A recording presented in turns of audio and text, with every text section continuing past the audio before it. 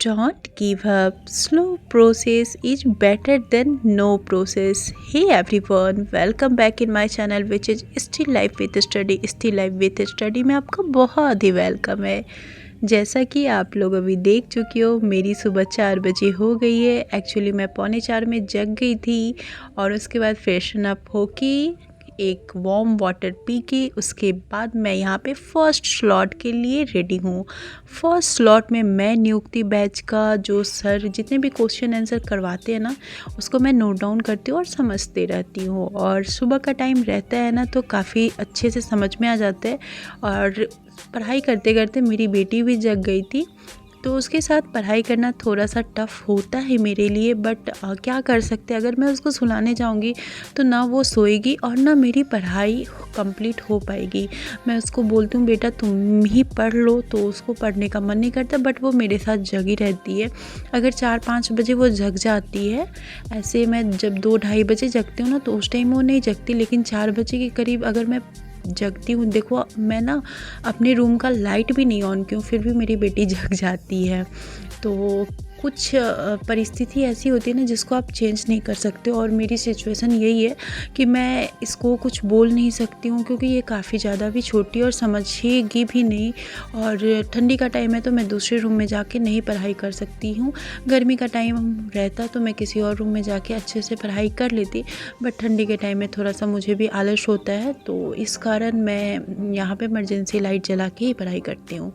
उसके बाद मैं यहाँ पे टीचिंग परीक्षा सर पे जो दानिश सर है ना, वो पढ़ा रहे थे कुछ तो यूट्यूब का ही वीडियो, मैं उनका कोई बैच परचेज नहीं क्यों, बट मैं उनका वीडियो देख रही थी। एक्चुअली क्या है ना कि जीके जीएस के लिए उनका सही है, बट पीआरटी के लिए सही है। हम लोग भी ना बहुत सारा ऐसा क्वेश्चन आता है कि वो हम लोग को लगता है कि ये एग्ज़ाम में नहीं पूछेगा, लेकिन मैं ऐसे देख लेती हूँ। उसके बाद मॉर्निंग के 6-6:30 के करीब हो रहे थे और मेरी बेटी नीचे चली गई थी अपने दद्दू के साथ एक्सरसाइज करने और टहलने। और मैं यहाँ पे जो भी पहले तो भगवान जी का घर अच्छे से क्लीन कर देती हूँ। उसके बाद मॉर्निंग की जो इतनी भी रूटीन होती है, जैसे हस्बैंड 8 बजे ऑफिस के लिए निकल जाते, तो सबसे पहले मैं हस्बैंड का लंच बना के उनको ऑफिस भेज देती हूँ। 8 से 9:30 के बीच में ना मैं अपनी बेटी को रेडी करती हूँ। उसके बाद उसका सारा जितना भी काम होता है, उसका लंच रेडी करना, उसको रेडी करना, उसका शू पॉलिश करना, हर एक चीज़ करके उसको भी मैं स्कूल भेजती हूँ। और स्कूल जाने से पहले वो सबको प्रणाम करती है, अपने दादा दादी को, और जो उनके भगवान जी हैं, जो हमारे भगवान जी हैं, मंदिर में जाके प्रणाम करती है। मंदिर के अंदर नहीं जाती क्योंकि वो सूज बनती है। उसके बाद जितने भी काम होते हैं, जैसे कि ब्रेकफास्ट बनाना, करना, शावर लेना, बहुत सारे काम। रूम आप उस टाइम देख सकते हो और अभी देखो कितना क्लीन है, उस टाइम कितना ज़्यादा मैसी टाइप का था।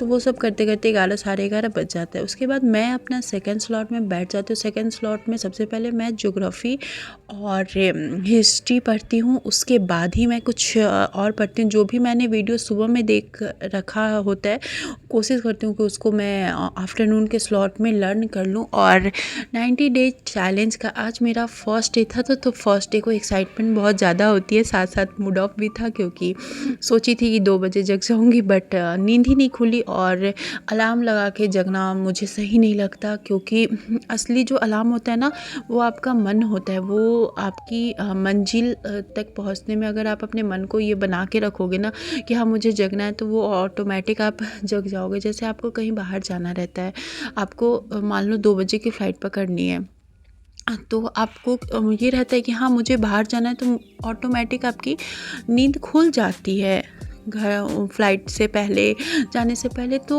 फिर पढ़ाई के लिए क्यों नहीं खुलती है, तो मैं इसीलिए अलार्म नहीं लगाती हूँ।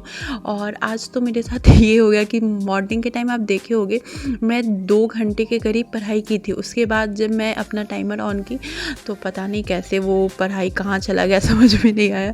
तो फिर मैं दोबारा टाइमर ऑन की आफ्टरनून का, तो अभी 1 घंटे 37 मिनट की पढ़ाई हो गई है। सुबह में 2 घंटे की हो गई थी, तो 2-2 मतलब 4-5 घंटे की आज ऐसे तो टारगेट है मिनिमम मेरी 4 आवर्स पढ़ाई डेली हो जाए और मैक्सिमम मैं सोचती हूँ कि 6 से 7 आवर हो जाए तो उतना मेरे लिए काफ़ी है, क्योंकि सब कुछ करने के साथ साथ ना इतना टाइम आप नहीं देख सकते हो स्टडी को। बच्चे भी है, बच्चे को देखना बहुत ही ज़्यादा इम्पोर्टेंट है। और 1:57 हो रहा था और मैं जल्दी से यहाँ पे राइस चढ़ा दी थी, क्योंकि 2:30 बजे मुझे अपनी बेटी को स्कूल से लाना होता। और मैं और जो मेरी सासू माँ है मम्मी, वो दोनों बैठ के आज लाई खा रहे थे। किस किस को लाई खाना पसंद है और आप लोग के इधर इसको क्या कहते हैं वो भी बताइएगा। और मैं यहाँ स्कूल चली गई थी बउआ को स्कूल से लाने। और उसके बाद स्कूल से आने के बाद इसके सारे होमवर्क सब देखी कि क्या क्या मिला है, और फिर मैं इसको रेडी करके ट्यूशन के लिए, कोचिंग क्लास के लिए इसको भेज दी। और उसके बाद मैं यहाँ पे आकृति मैम का शेल चैप्टर जो वो पढ़ा रही है ना, वो मैं पढ़ाई करने लगी। जब मेरी बेटी अपने कोचिंग क्लास गई थी उसके बाद मैं यहाँ पे पढ़ाई करने लगी। और इसके बाद ना मुझे इवनिंग के भी जो भी स्नैक वाले टाइम होते हैं वो सब करना था। उसके बाद फिर अपनी बेटी को लाना था। आज उसका डिमांड था कढ़ाई पनीर बनाने का, तो वो भी बनाना था। तो बहुत सारा चीज़ माइंड में चलते रहता है पढ़ाई के साथ साथ हर चीज़। और बच्चे नहीं समझते ना कि मम्मा कितनी बिजी है, बड़े समझ जाएंगे लेकिन बच्चे नहीं समझते, तो बच्चे की डिमांड पूरी करनी ही पड़ती है। और काफ़ी टाइम बाद इसको कुछ इस टाइप का खाने का मन था। ऐसे तो इसको पनीर और आलू की सब्ज़ी ही अच्छी लगती है, तो यहाँ पे मैं पनीर को फ्राई करके और जैसे भी मुझे जैसे आता ना मैं वैसे बना लेती हूँ। अभी मैं उतने अच्छे से हर चीज़ खाना का नहीं ये करती हूँ। मैं जल्दी जल्दी अपना बना के और अपनी बेटी को खिला के उसको सुला भी दी हूँ। और अभी मैं वॉइस ओवर भी करती हूँ। और यहाँ पे देखो मम्मी के होने से कितना ज़्यादा हेल्प मिल जाता है। जैसे कि साग वाग होता है तो मम्मी उसको क्लीन करके अच्छे से सब कुछ करके दे देती है, तो मुझे काफ़ी ज़्यादा हेल्प मिल जाता है। कैमरे के सामने तो आप बस मुझे स्ट्रगल करते हुए देखते हो, बट कैमरे के पीछे जो मेरे हैंड हैं, जैसे कि मेरे हस्बैंड हुए, मेरे इन लॉज में मम्मी पापा हुए, इवन मेरी बेटी भी हुई, मेरे मायके साइड से मेरे दोनों भाई, मेरे मम्मी पापा, ये सब मेरे लिए ना बहुत ज़्यादा इम्पॉर्टेंट है। और मेरी लाइफ में ना इतने पर्सन बहुत ज़्यादा इम्पॉर्टेंट है, जैसे कि भैया भाभी भी हैं, दीदी चाची है, सब हैं, तो वो सब ना मेरी लाइफ में बहुत ज़्यादा इम्पॉर्टेंट है। और सब कुछ करने के बाद मैं यहाँ चली गई अपनी बेटी को उसके कोचिंग क्लास से लाने के लिए। और बहुत ज़्यादा टाइम तो नहीं हो रहा था, शाम के 6 साढ़े 6 बज रहे होंगे, लेकिन देखो कितना ज़्यादा अंधेरा हो गया था। और यहाँ पे ये मेरी बेटी है और ये उसकी फ्रेंड है जो हमारे घर के पास ही रहती है। लाने के बाद मेरी बेटी इधर उधर खेल रही थी, तब तक मैंने आटा को जल्दी से गूँथ लिया था। और एक रोटी अभी मैं बनाऊँगी, क्योंकि इसको बना के और इसको खिलाऊँगी, क्योंकि इसके खाने में ना बहुत ज़्यादा नखरे रहते। देखो इसके पसंद का खाना बना, फिर भी ये खाने में बहुत ज़्यादा नखरे करती है। फिर मैं क्या करती हूँ कि वीडियो कॉल करके इसके मामा लोग से बात करवा के और इसको खिला देती हूँ कि उसी बहाने ये खा ले। उसके बाद मैं यहाँ पे अपना बेड क्लीन कर रही थी, क्योंकि मुझे अपनी बेटी को सुलाना था। बेटी को सुलाने के टाइम ना जितने भी मैं दिन भर में क्लिप लेती हूँ ना, उसको मैं एडिट कर देती हूँ। और बेटी जब सो जाती है उसी टाइम वॉइस ओवर करती हूँ, जैसे मैं अभी कर रही हूँ वॉइस ओवर।